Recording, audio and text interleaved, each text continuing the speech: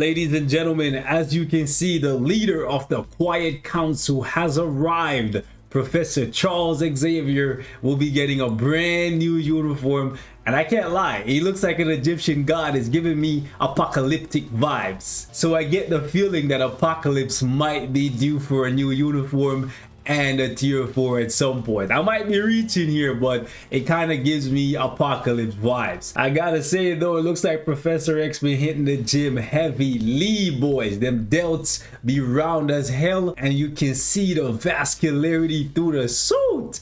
He not playing, boys. And at the end of the trailer here, they let us know that he's getting tier 4. That is what this reads here, okay? It's actually pretty interesting that they chose him, and they actually made sure to combine sneak peek number 4 and sneak peek number 5, because right here you see Kitty Pryde sailing in on her pirate ship to meet up with Professor X, and him having his hand on his head is basically just letting us know that he's communicating with her telepathically. Now, I know not everyone is going to be excited for this update simply because of the fact that Professor X is a pretty expensive character. You're going to have to shell out some crystals to get him. However, if you don't have Professor X, you don't really have to worry about too much, because he's not really in a position to impact the game that drastically unless they turn him into a PvP character that is strong enough to keep Jean Grey and Gore in check. And Professor X has never been viable for PvP, so more than likely they're going to keep him as a PvE character. Only kind of relevancy I can see him having if he doesn't get changed to a PvP character or get putting a different typing,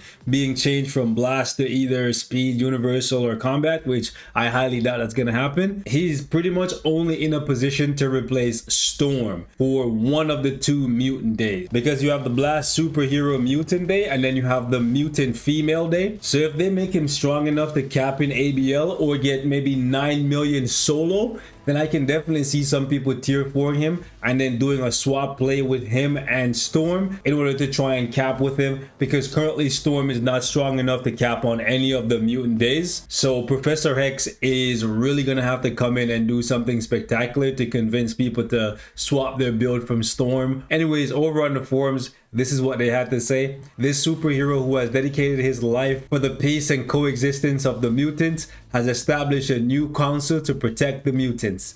The leader of the Quiet Council, and that's what they call the leaders of Krakoa. And it says right here, check out the new look and powers of this superhero who has powerful telepathic powers. We will announce more information through the patch details later. Now, this is bad news because of the fact that I was hoping to see a uniform for Bishop, and considering the comic run that they're taking this new uniform from for Kitty Pryde, there was a good chance that he could get something. And it really kind of sucks that they're gonna skip over Bishop when the uniform is tied so closely to Kitty's. Now, I know some of you guys may be wondering which comic run this uniform is from, and I don't believe it's actually from any specific comic run. I think this is an original look for him. And now that I look at it again, it kind of reminds me of the White Ranger from the Mighty Morphin Power Rangers. Some of y'all probably weren't even alive when this was actually running, but yeah, this is what it reminds me of now that I look at it more closely. Mighty Morphin Power Rangers. Oh my god, I'm old, bruh. I am old as dust. Seriously. Back to Professor X, ladies and gents. It's unfortunate that it doesn't look like we're going to be getting anything for Bishop. It's going to be a 1 tier 4, 1 tier 3 kind of update, which is kind of getting redundant. I'm sorry. It would be nice to see more than just this. It seems like the devs are stuck in a pattern and they've gotten comfortable. And honestly, the way how I see it is comfort is the enemy of progression. So at this point, they just kind of gotten lazy, because the way I see it, these guys are just basically trying to cash in on the tier 4 upgrade system right now, and this update might be bringing in 2 characters at tier 4 that you can just completely skip over. Ant-Man is fun and he's strong, but he's not meta, he's not essential for anything. So for the majority of players, because the resources are so rare, he's an easy skip. And the same thing might be the case for Professor X, unless he's incredibly powerful, because Magneto currently exists and he can cap for ABX and he can cap in ABL on the no restriction day. Professor X has competition in Storm, So we'll have to wait and see how that turns out. Besides that, his tags, bro, his tags, he only has the leadership tag available to him, which means you can only really use him on, I believe, stage 39 against Mephisto. And then besides that, I think you can use him on stage 75 against, no, 74. I'm thinking of the highest levels possible that you could use Professor X, because if you're gonna tier 4 a character, you want to see how high they can go against these bosses, right? So against Ultron, since he's a mutant, he can go all the way up to 74 right here. Yeah, male mutant. So right here you'll be using Magneto, Namor, and Professor X. And then besides that, I think, yeah, I don't think there's anything really up here for him. So Kitty Pryde you can use right here. Realistically, there isn't much value to Professor X, because over here, Blast Male, you could use him on 64. I don't think Professor X is gonna be a must buy or a must have for a lot of people. And since he's already really expensive, because the only time you can get him is when they put him in the shop, and that's usually around Black Friday or special events.